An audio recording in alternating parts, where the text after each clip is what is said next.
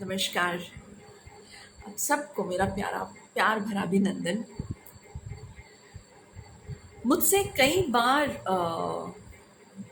Females ने पूछा है कि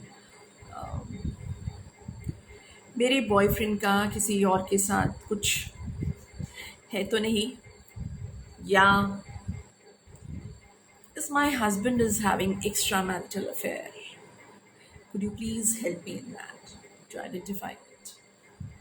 हम कार्ड्स देखते हैं और हमें काफ़ी चीज़ें पता भी लगती हैं और हम उन्हें जवाब भी देते हैं।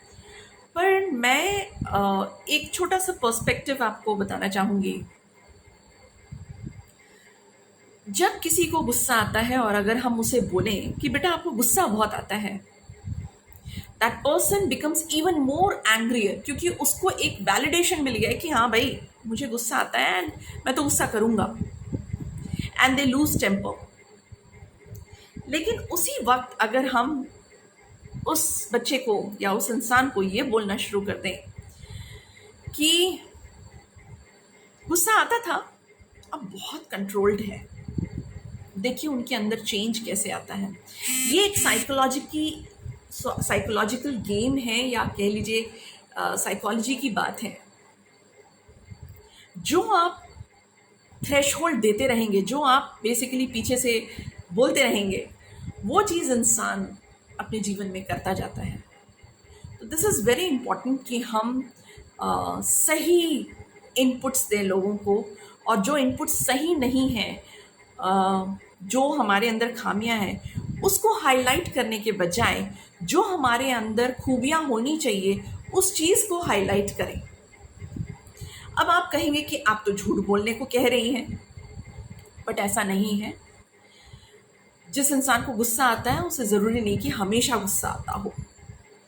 जो इंसान इनफिडिलिटी में पहुंच गया हो सकता है उसकी दशा ऐसी हो सकता है उसका अकाउंट किसी के साथ बैलेंस करना रह गया हो जो पिछले जन्म का ताना बाना हो सकता है कि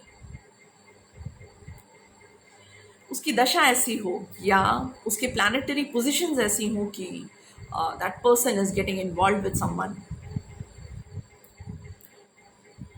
एक मुझे याद नहीं है कि पर मैं किसी का इंटरव्यू देख रही थी, किसी फेमस पर्सनालिटी का इंटरव्यू देख रही थी। उन्होंने एक बहुत अच्छी बात कही कि उन्होंने अपने हस्बैंड को सिर्फ यही कहा था कि when you are coming back to me, you should be coming back to me only, you should not be going again back to the other female. इसका मतलब है, और हम आर्टिकल्स भी पढ़ते हैं कई जगह मैंने पढ़ा है ये चीज़, कि हम अपने पार्टनर पे डाउट करने के बजाय हमें पूरी तरीके से उसे छूट दे देनी चाहिए कि भाई ठीक है, अगर if you feel that things are not going right, you can go ahead in your life wherever you want to go.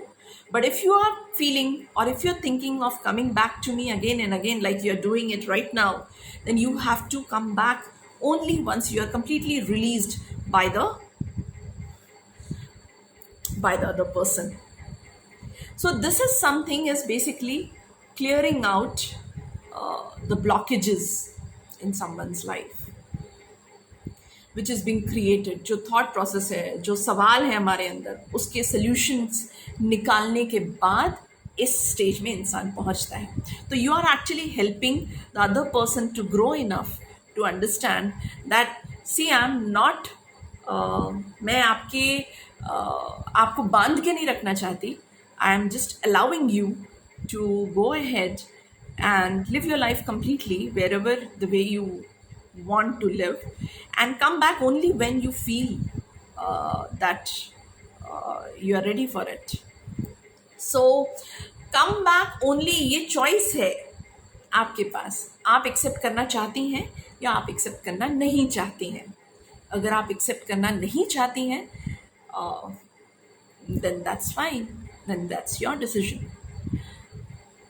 सो मुझे बस इतना ही कहना था कि जितना हो सके अपने पार्टनर्स पे विश्वास करिए, क्योंकि सच तो बाहर निकल के ही आता है, आज नहीं तो कल। कई बार हमें चीज़ों को शायद नज़रअंदाज भी करना चाहिए। इसीलिए मैं अपने क्लाइंट्स को ये कहना चाहूँगी कि rather than putting your partner in a space where you're doubting that person, आपको उन पे विश्वास ज़्यादा करना चाहिए और उनको ऐसे स्पेस में रखिए जहां आप ये कह रही हो कि आप उन पर पूरा विश्वास करती हैं। देखिए किस तरीके से ये साइकोलॉजी, ये रिवर्स साइकोलॉजी इफेक्ट करती है, एंड किस तरीके से वो इंसान एक लाइन क्रॉस करने में भी पीछे हटेगा, वो ऐसा नहीं कर पाएगा क्योंकि आपका पूर्ण विश्वास है। विश्वास करिए अपने पार्टनर पर। Thank you so much. Have a wonderful evening and have a wonderful relationship with your partner.